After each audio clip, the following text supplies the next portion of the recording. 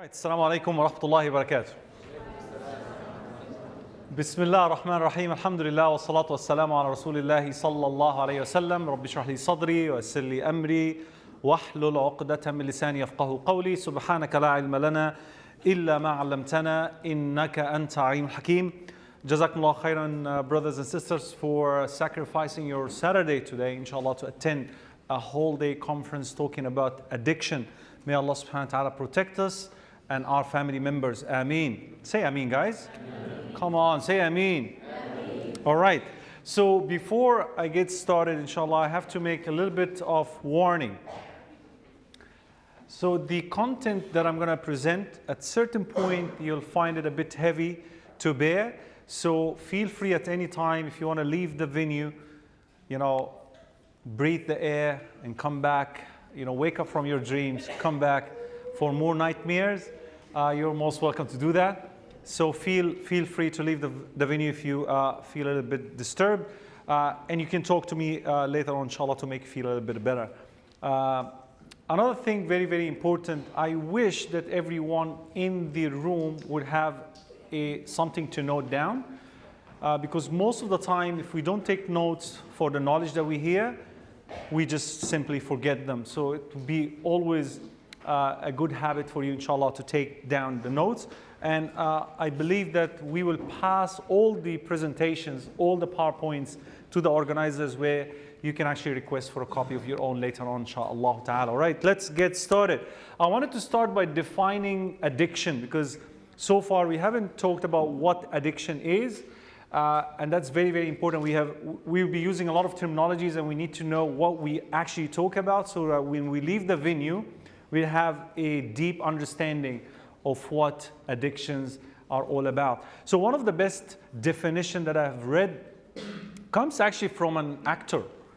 I don't know if you heard of, what's this guy named? Russell Brand, is it? Yeah. So he wrote a book called Addiction.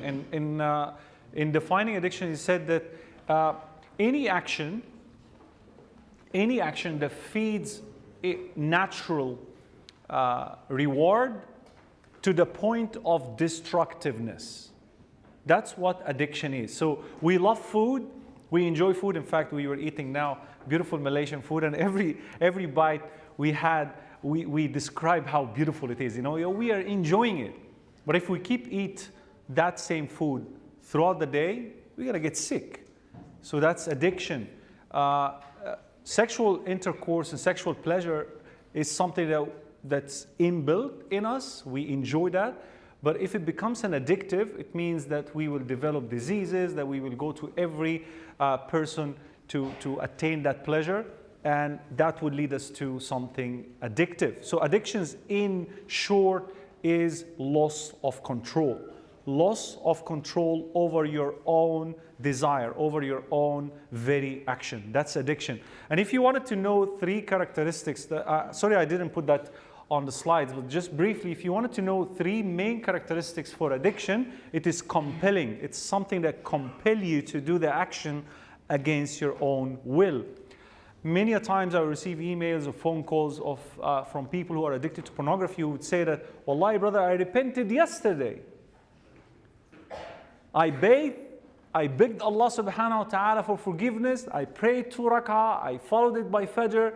And I promised never to watch porn again, to find myself the next morning being compelled and forced to watch it and repeat the cycle again. So addiction is something very compelling. So just briefly, it's different than habit actually. Because every morning we brush our teeth. Hopefully, inshallah. So that's the habit. As soon as you get into the bathroom, take a bath, you would, by naturally, you will brush your teeth. That's a habit. But if you forget to brush your teeth for any reason, and you left the house already, and you're driving your car, and you remember that you didn't brush your teeth, you will not make a U-turn, go back home. You will not be compelled to repeat that activity. You'll say, okay, I'll sort that out later. So a habit is very mild and easy to manage. But addiction is very compulsive. That's the difference. You have the second C, is craving. You will remember it sometimes when you are at work, when you are in the middle of very, very important tasks. Many people would come to me and tell me that while we are studying, we have an intention to complete our assessment or our assignments, and we'll find ourselves drifting to something else, maybe a little bit of a YouTube scene here and there, and end up on hardcore pornography. May Allah subhanahu wa ta'ala protect us. So something that is very compulsive, something that causes craving, and thirdly, continuation of the use despite negative consequences. You'll find yourself going back to it, although you have already experienced some negative consequences. Some people were fired from work because of pornography. Some people, they divorced their wives or divorced their husbands because of pornography. Yet those same people are still continuing the use of porn. That's how addiction could control your life. May Allah subhanahu wa ta'ala save us all. Ameen. Now, first of all, this talk is not about moral or religious view of whether pornography is halal or haram.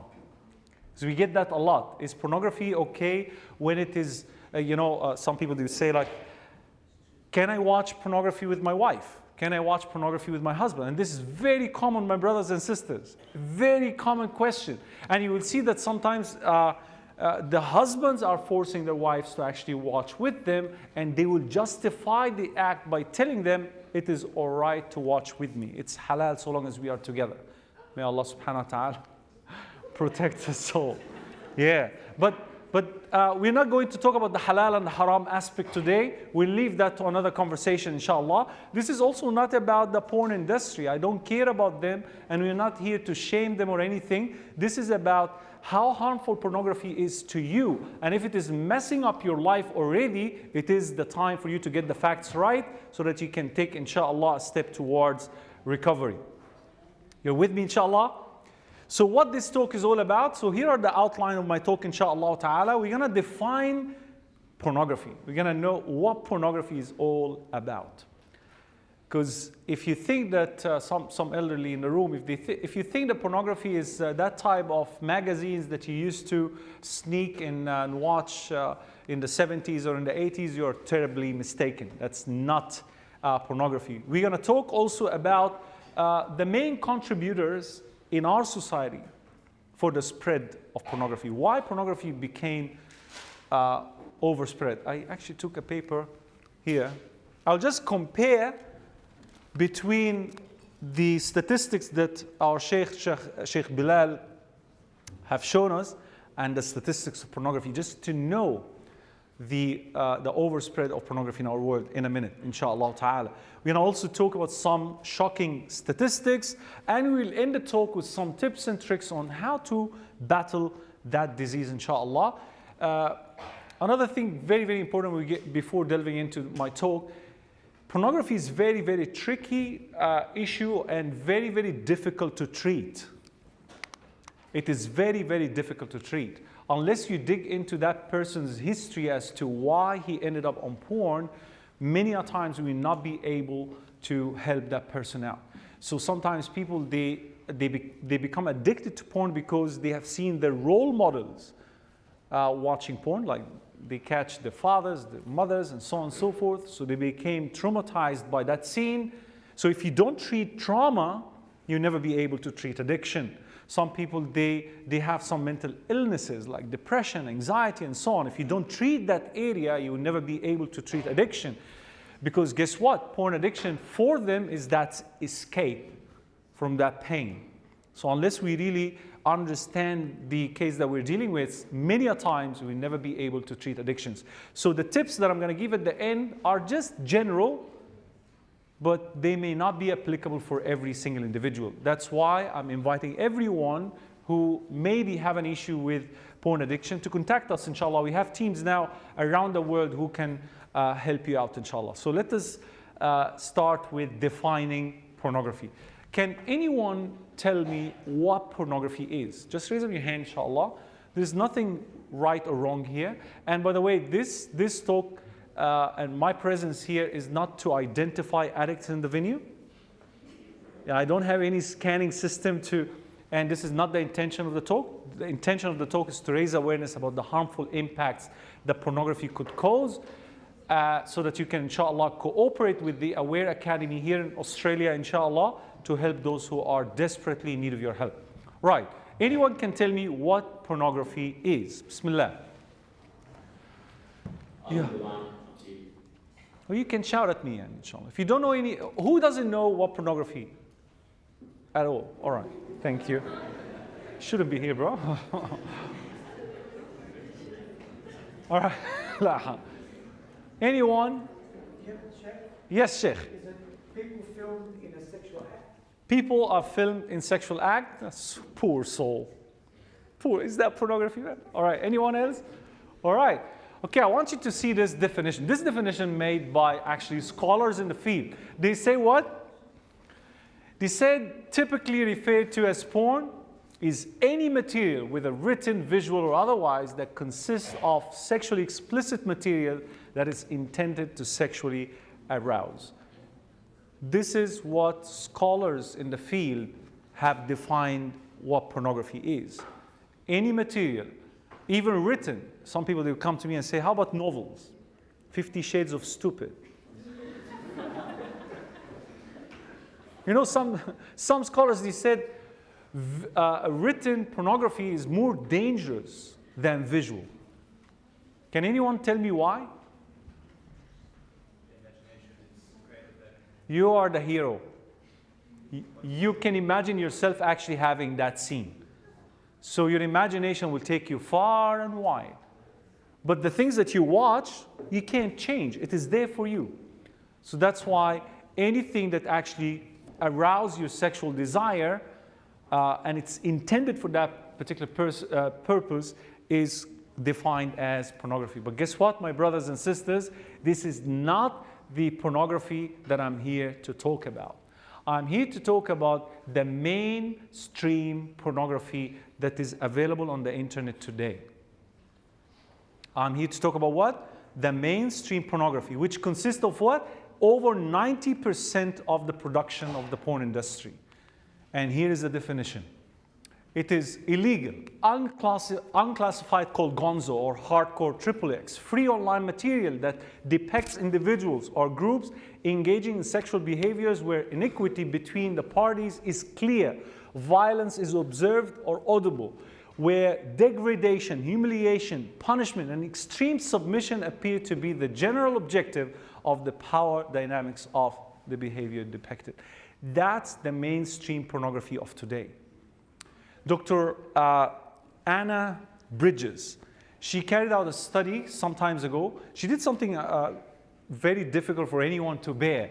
She and her team, they purchased the most popular pornography films from, I think, the year 2000 to up to 2014, I think 4 years, collection of the most popular pornographic films. And they went through every scene. They watched every scene, every film. And they come up with their finding. They say what? 88% of the content that they have gone through shows aggression against women, whether physical or verbal. Little wonder why so many clients of mine, females, they will call and they will say, my husband is beating me up during sexual intimacy. Is this halal? Pulling of the hairs, slapping, beating up. All this happened during sexual intimacy. May Allah subhanahu wa ta'ala protect us. One of the cases that I'm dealing with currently, I was just chatting with the Sheikh Bilal earlier, of a person who actually handcuffed his wife, carried her, put her in his car trunk, drove her away, raped her, and brought her back home, because that was the type of porn that he used to watch. The type of visuals that you see, it could impact on your behavior so badly. May Allah protect you, boys. Get out. I know it's heavy. It's heavy. I know. All right. Now, Sheikh Bilal told us earlier that there is 1 million. Sheikh, if I called you, if I misquote you, let me know, inshallah. 1 million users have joined social media last year, 2018. Is that correct? 1 million users. Now, I want to ask you a question. It's a Kahoot guess. All right? Do we have another chocolate, brother, for the winner? Chef, that's 1 million per day. Per day, right? No worries, inshallah. No worries. Can I give one away for anyone who come closer to the number?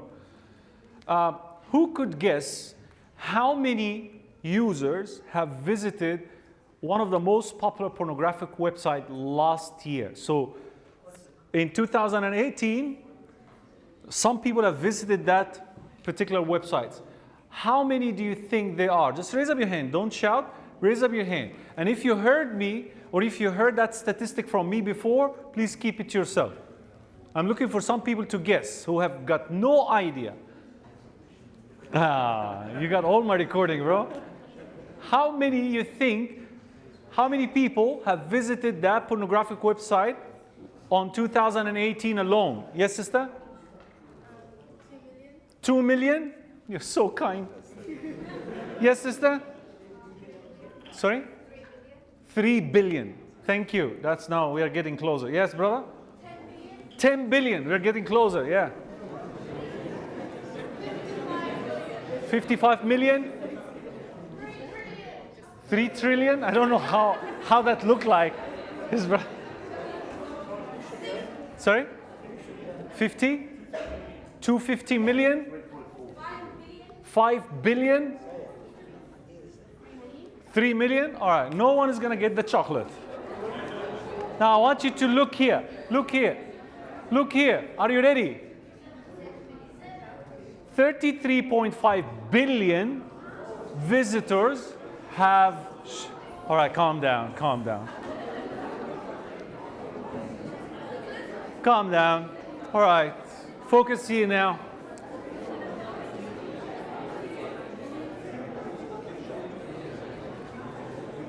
All right. All right, brothers and sisters, attention, please. Shh. I know. It's heavy, I know. 33.5 billion visitors on a single website in a single year. Do you know how many websites of that type are available on the internet? They are available by the billions. So God only knows how many billions of visits would occur every single minute on pornographic websites. This is the addiction that the scholars have defined as harder than cocaine addiction. Why? Because in the case of drug addictions, this heavy drug addiction, you can actually identify and detect the addict easily. He will get sick, he will shiver, he will sweat badly, he will steal money, he could kill for money to get his fix right.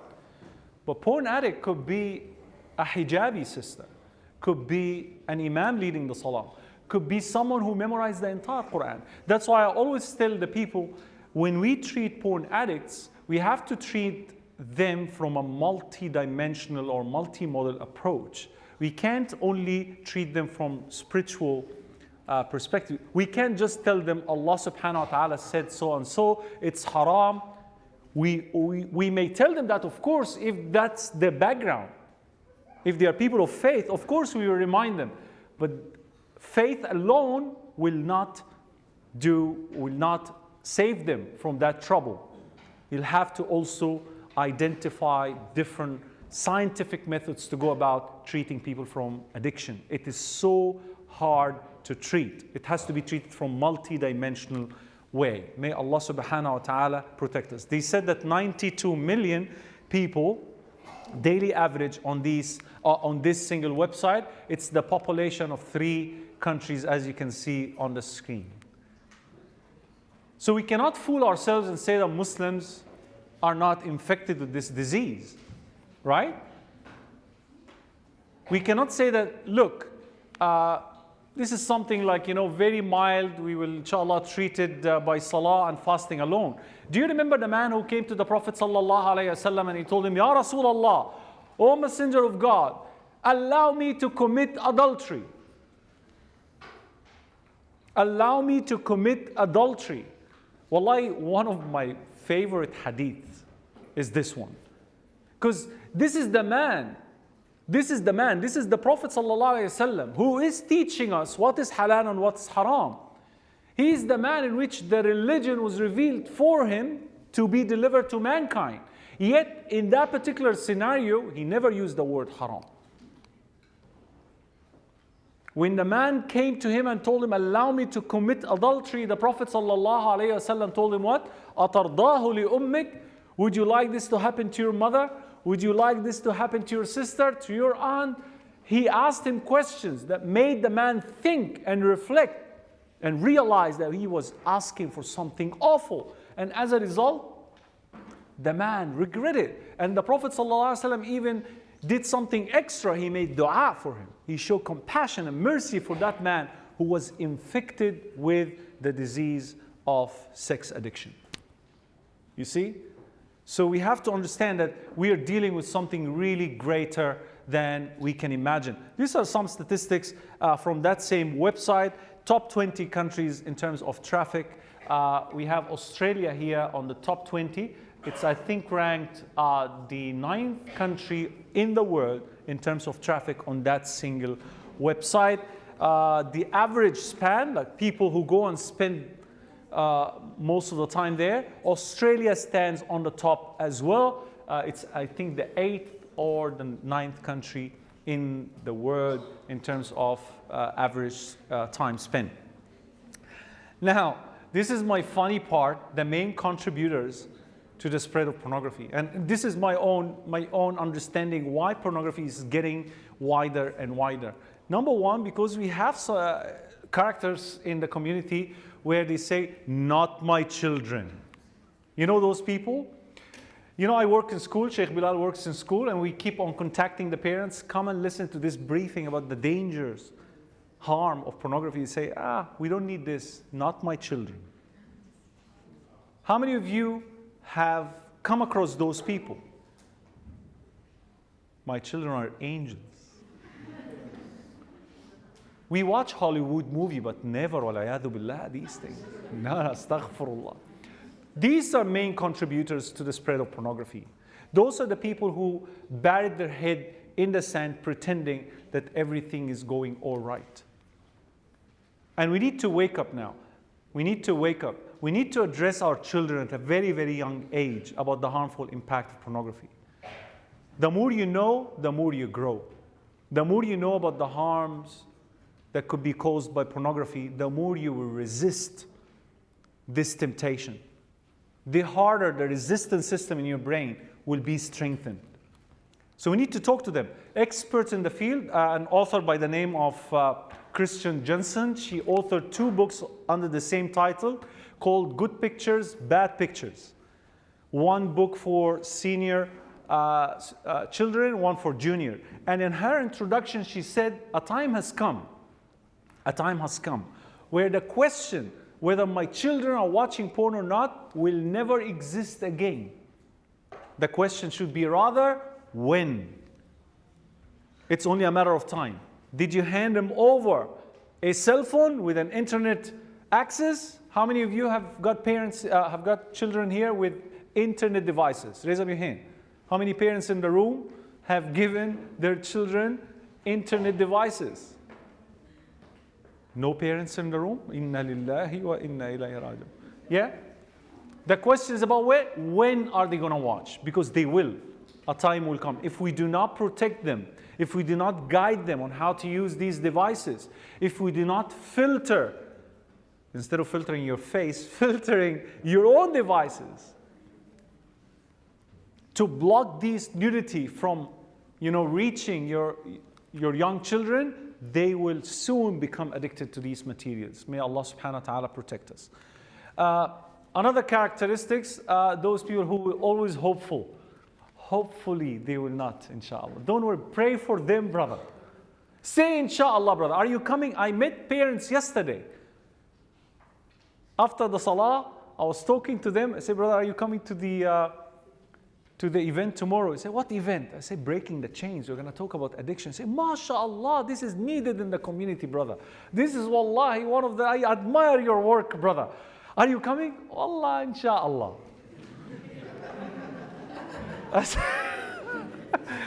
And then I said, no, brother, I'm asking, are you coming? He said, yeah, inshallah, maybe, I'm not sure.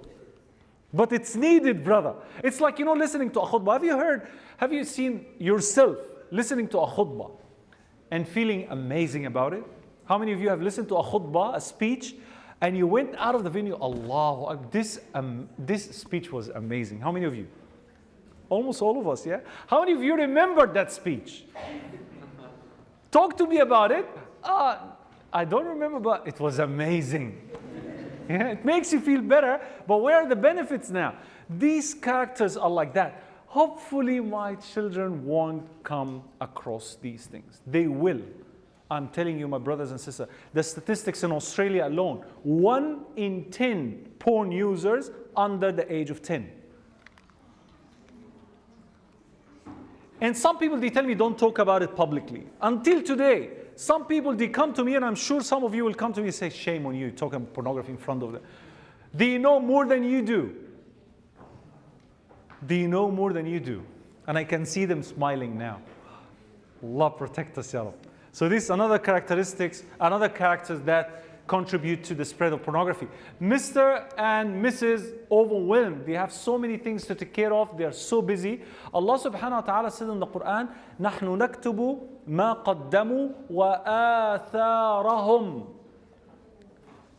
Allah subhanahu wa ta'ala is writing everything that you do and whatever influences that you will leave behind. So if you influence your children positively, you will be rewarded. If you influence them negatively, you will be also questioned about it. So don't be overwhelmed to the point that you neglect your children by not addressing this issue. It is difficult. I'm not saying it's easy. And when I got into that field, it was very hard for me to even convince my own teachers, my own mashayikh, to speak about it publicly. It was very difficult. Because we grew up, all of us, we grew up in a culture that does not allow room for this conversation. I remember the day that I got married, the night that one night before my wedding, I went to my father. It was a terrible night. I went to my father, I told him, Dad, you have three children. My wedding is tomorrow. You're experienced man. Give me tips and tricks here and there. What to do, in this situation. You know what he said? He looked at me, that look. Those generations, very strong. Like he looked at me, I knew that I was about to be doomed. Say, son, just do it anyway. Meaning, don't talk to me, just go. And that's why pornography became the main educator for our generation.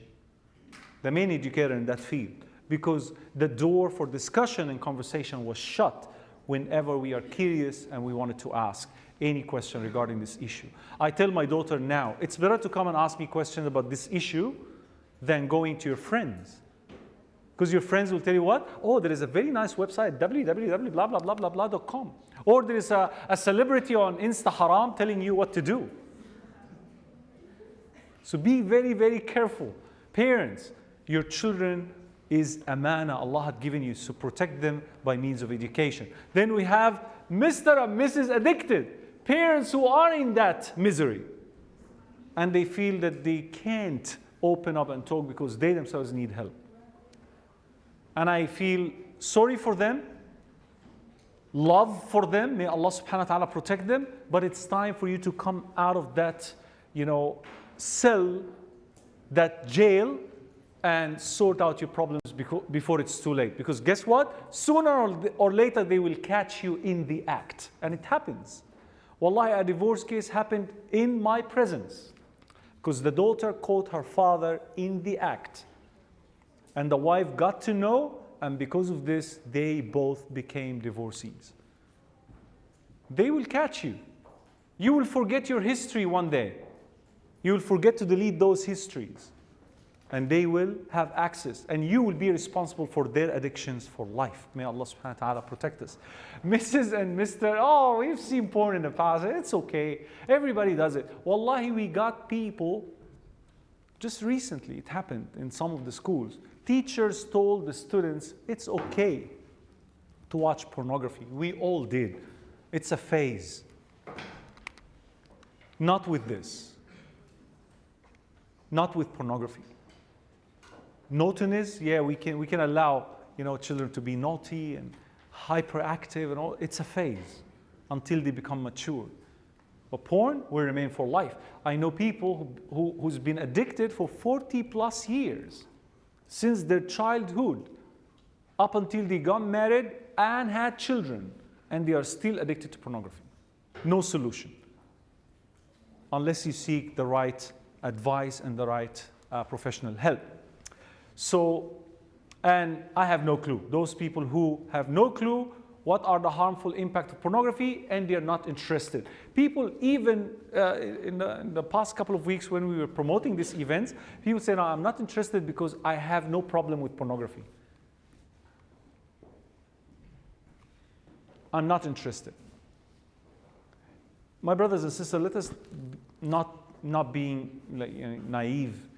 Even if you have no issues with pornography, aren't you afraid that maybe your children will one day have a problem with pornography? Yeah?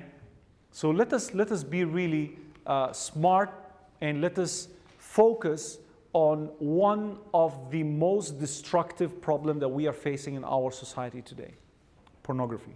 And it is less talked about. Like, we talk about drug, of course, we don't want to belittle any of the organizations and all the work that's been done, mashallah, in that sphere. But pornography in particular is less talked about. How many times have you heard any scholar standing on the pulpit on Friday addressing the people about the harmful impact of pornography? Yeah. So we need to get our hands and our head around this topic very, very seriously. Now, here are some tips, inshallah ta'ala, that I wanted to give on how to battle this disease. Number one, education, education, education. Learn about the harmful impacts of pornography, and I guarantee you, this will be 50% of the cure. 50% of the cure. When you know that the end result is horrible, you will go out and seek some help. You will do something. And here are I will discuss briefly 5 areas that pornography could ruin completely. All right? Are you making notes, inshallah? Are you making notes? Yes. Thank you. Okay, number one, pornography has the potential to damage your physical brain. Sheikh Bilal mentioned about the dopamine and its role in our brain, that drive that push you to repeat the activity. Dopamine is produced during sexual intimacy. Like when you are with your wife, when you're with your husband, dopamine is produced in a very calculated quantity that Allah subhanahu wa ta'ala had allowed to give you that satisfaction. But when you try to attain that pleasure behind screens, the brain itself gets disrupted. And we have part in our brain that does not really differentiate between real and fiction. They don't differentiate. So when the brain gets disrupted, what happens? The dopamine during that session of pornography is produced with a massive quantity that you cannot even imagine. To an extent that some people will stay overnight watching pornography because of the level of dopamine in their brain. And they don't want to reach to climax because they know that after this moment, a dark phase will attack them. So they'd rather stay all night watching from one movie to another, from one picture to another, because to enjoy that rush in their brain. As a result, what happened? According to latest research, 2 studies that I have witnessed, one in Cambridge University a couple of years ago, and that same study was copied by an Indonesian team recently, very recent, I think last year. When I was there, I actually met the team of the researcher who carried out this study. They found out that pornography could damage what is known as the prefrontal cortex in your brain. One of the most important parts in our brain, the one that is responsible for our decision making, for our planning, for our motivation. Can you imagine? This part is shrink physically by 4+% of its actual size. Little wonder why people cannot actually control their own action, because this part is messed up. The good news, my brothers and sisters in Islam, is that our brain is made of plastic. The entire field of the neurology and the brain is called neuroplasticity, which indicates that our brain is open for a change, that Allah subhanahu wa ta'ala had allowed it to change. You can reverse the condition in your favor by adding activities that are more healthy, that can override and overpower the addictive pathways that you have created. So this is the first thing that pornography attacks, is your physical brain. Number two, children. The effects of pornography on children is massive. According to that study that I mentioned earlier, the studies in Cambridge University on the brain was done on adults. The study in Indonesia, the same criteria for study was done on children aged like 10 to 15 years old. They found out that addicted children, porn addicts children, tend to act out their fantasy more than anyone else. Meaning the things that they watch, they wanted to actually experience in real life. That's why I have a lot of cases where those children have acted on one another sexually in school campuses. That's why today here in Perth, we are witnessing the third symposium or the third conferences titled Child on Child Sexual Abuse. Have you heard of it? Anyone heard of that? Child on Child Sexual Abuse Conference, telling us that pornography is leading those young minds to act out their fantasy on one another. And as we discussed earlier, most of what they see in pornography is violent. That's what they think what sexual intimacy is. So even later in their life, when they get married, they will think that slapping their wife is part of the package of sexual intimacy. Pornography also destroys relationships. Pornography causes divorce. 56% of divorce cases in America happen because one or both partners are addicted to pornography. And that was like, I think, 10 years back statistics. I think it was 2006 or something. 56%, more than half of the people who got married in America, they got divorced because of pornography. Can you imagine?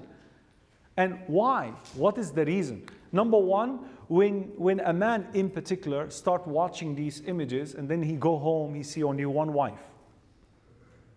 He's spending few hours watching all sorts of girls from different parts of the world. And of course, those actresses are selected.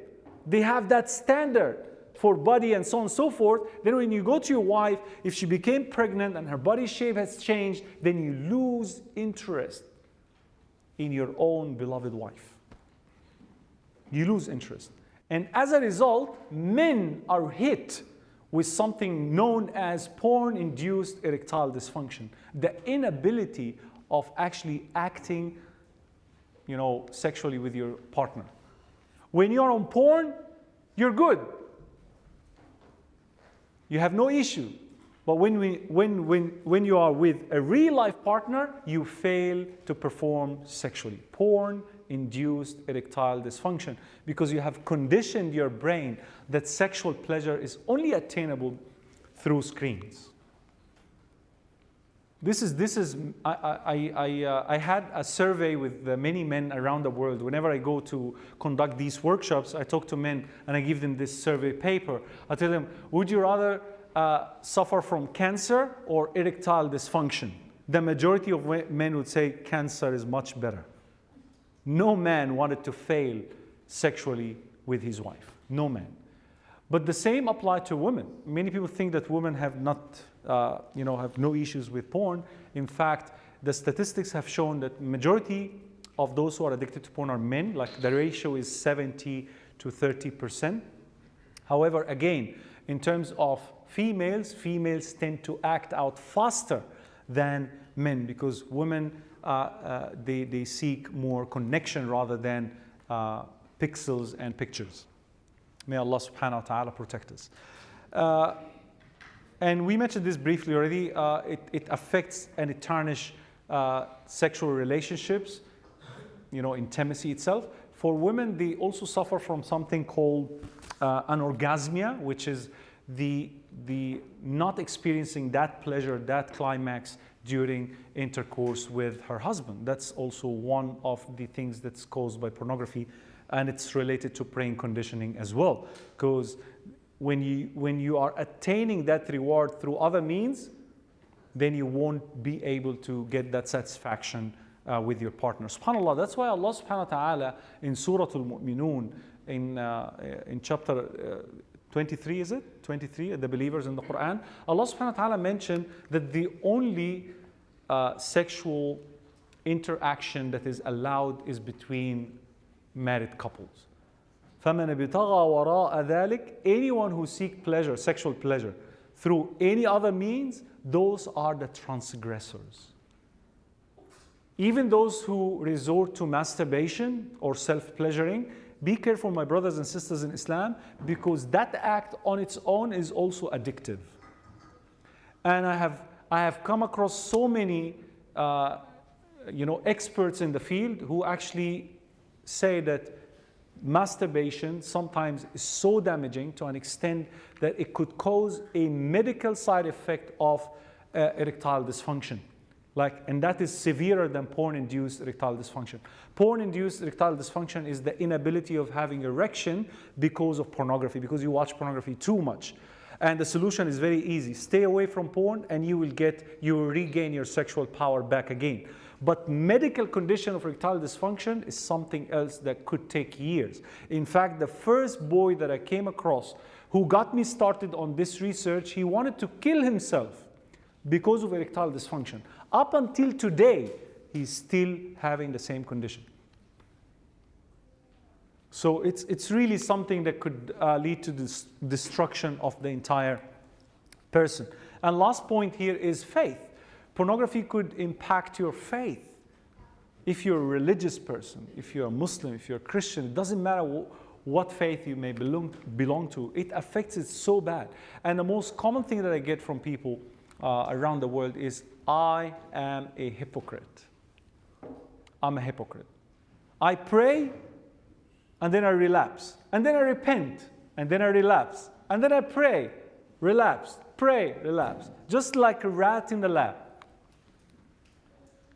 You keep going into that closed cycle again and again with no end. May Allah subhanahu wa ta'ala protect us all. First of all, my brothers and sisters, anyone who is into this is not a hypocrite.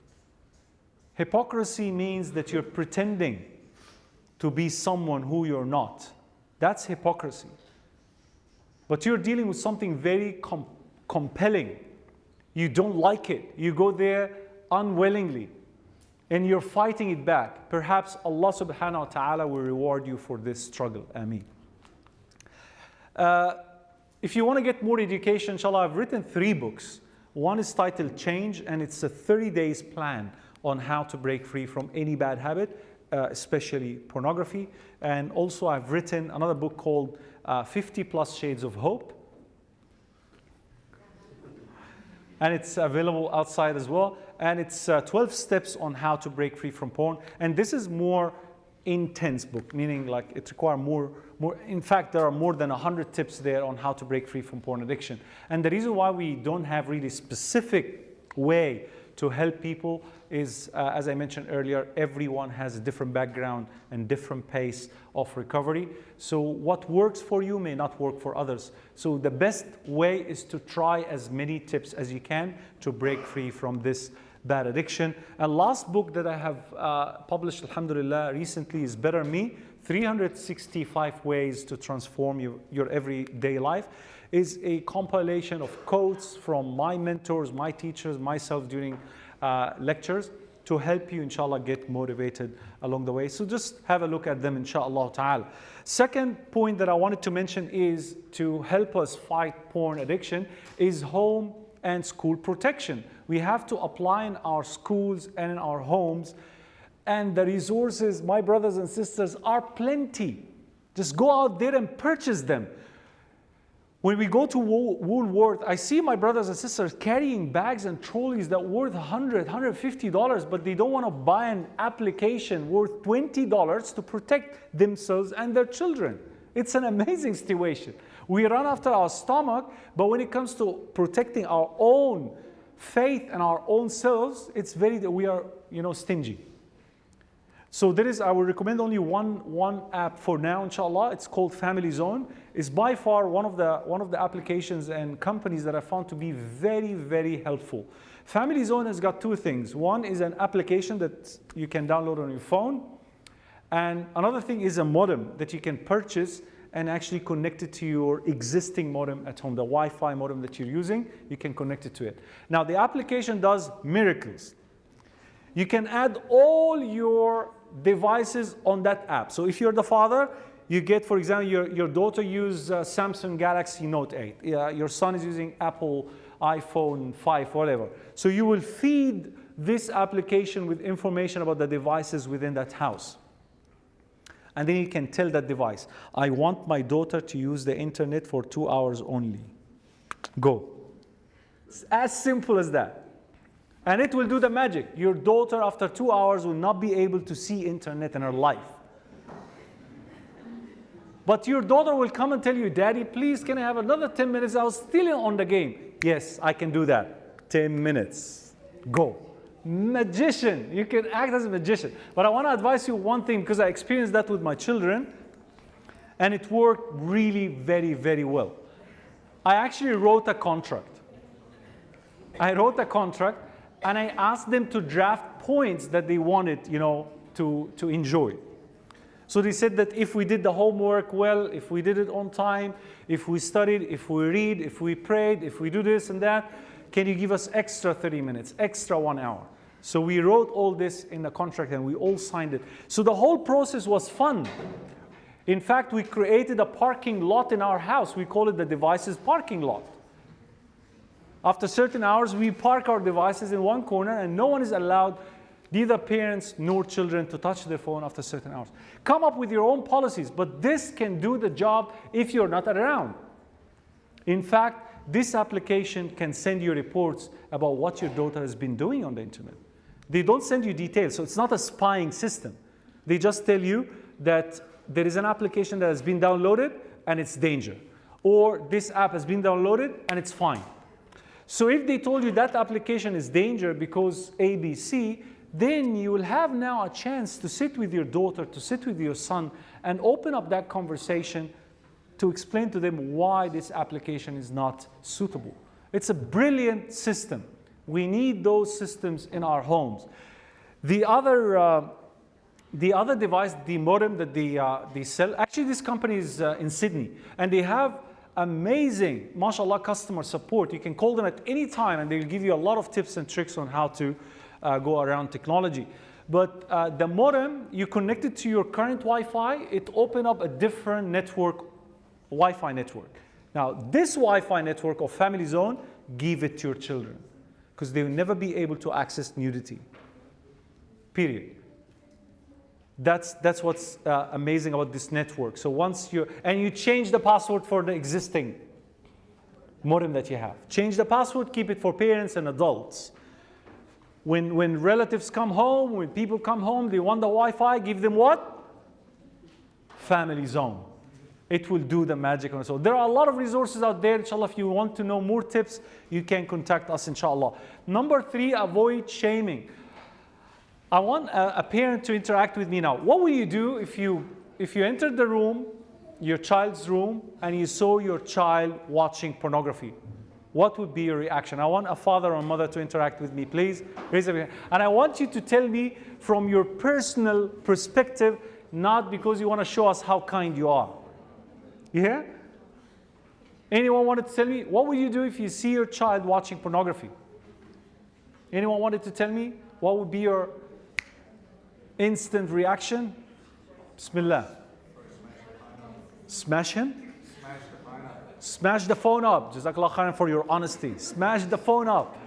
What else? They can sue you for this now, brother. What else? How else you want to do? What would be your reaction? Mothers? Any mothers in the room? Just imagine a scenario. You enter, your daughter is on porn, wal-'iyadhu billah. As a mother, what you gonna do? What you gonna do? Scream. What you doing? Shame on you. Allah is watching you. You'll bring Allah in the topic right away. You see the Prophet ﷺ, you remember the man who wanted zina? Is my time up? Okay. Because you're standing like no, it's okay. They can shout. They can shout. You see, the man came, I want zina. The Prophet ﷺ never told him haram. The whole hadith. In fact, the companions were trying to shut him up. He said, "Utruku, leave him. Leave him alone." Same when the man urinated in the masjid. Everybody wanted to shame him. The Prophet ﷺ said what? Leave him to finish. So avoid shaming. Talk to them. Seize that opportunity to educate them. Build the trust. Build the trust. I remember, may Allah have mercy upon my father. He's a great man. But you know, old style kind of parenthood. One day he caught me doing something, and then I was able to hide that thing quickly, but he wanted to confirm what he had seen is right, or, you know. So he said, look, you tell me the truth. Tell me the truth. I will never harm you. Were you doing this thing or not? So I was like, Daddy, no. He said, tell me the truth. I will never harm you. Don't worry. In fact, if you told me the truth, I will reward you. So I said, yes, I was doing it. And that was just the beginning. That was just the, you know, the first slap. Now, how many wrong things that I've done after this incident and never told my dad? Plenty, right? Why didn't I go and tell my dad? Because the fear of the reaction of that sort. So my brothers and sisters, the way how you were brought up will never work on your children. If you want to take any lesson from today's talk, my talk, learn this. The way how you were brought up by your parents will never work on today's children. It's a different generation, different way of thinking, different time, so change your approach. Conversation is the way of education. Last point, inshallah, normalize the conversation around pornography addiction. Normalize it means make them feel comfortable coming to you, telling you, Dad, today at school somebody come and gave me something that's horrible, you know, a picture of someone doing this and doing that. Normalize the conversation. Just as how the media had normalized sex, as we were, as we learned today from Sheikh Bilal. Every movie you watch, every documentary now you watch, everything you watch, there is something there that encourage nudity and sex. They push it there. I was walking one day with my wife on a busy street, holding hands, Maghrib time, very nice, it's lights everywhere, a little bit of rain, you know, romantic night, walking, and then I saw billboard from one platform to another, advertising woman's purse, bag, very innocent, small woman's purse. But in order for them to promote women's purse, they need to bring a woman to teach other women how to carry that bag. And that woman was in a hurry, so she couldn't wear enough clothes. So she was running, and then she slept on a bed wearing something red, and the bed sheet is silky red, so red on red, you can see almost everything, and she's sleeping something like that. And the bag is in the corner. You know, no one was looking at the bag. Everybody was looking at the woman. Then I looked and I said, Astaghfirullah. I lowered my gaze. I saw the reflection on the floor. Where? It's difficult. It's difficult. Wherever you look, there is something, wal-'iyadhu billah, that can attract you sexually.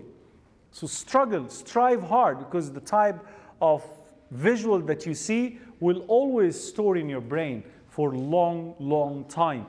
So as they have normalized sex and pornography, you should normalize the conversation around it to protect your children from falling into this trap. I hope and I pray that I have just shown you a few tips, inshallah ta'ala. More on this, I was discussing with Brother Altaf, and inshallah with Sheikh Saleh, that in the future we wanted this conference to become a brand of healing. We need now to go beyond just lecturing. 1 hour lecture on porn addiction will not do much. This is just a beginning. We need to heal those who are trapped in this addiction. Because once you heal your addiction, you will heal your family. You will do things right with your wife. You will go back into, being confident Muslim and happy believer. I just read the statistics from Egypt, coming from Egypt, the same team, the AWARE campaign in Egypt.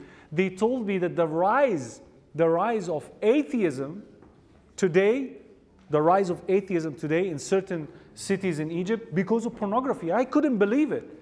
That the people, because of their addiction and prayers, because they are addicted, but you're still connected to Allah subhanahu wa ta'ala, so you make dua. Ya Allah, please heal me, heal me, heal me. But they keep going back again and again into their addiction, so they lose hope and they give up their faith. So if we don't step up as religious leaders, as coaches, counselors, to heal those who are in desperate need of help and assistance, we failed our job. So may Allah subhanahu wa ta'ala protect us. May Allah subhanahu wa ta'ala give us the strength to help those who are addicted to any sort of negative behavior. Ameen, ameen, ameen. Jazakumullahu khairan. I'm here available after the conference, inshallah. We'll talk to you soon. Assalamu alaikum.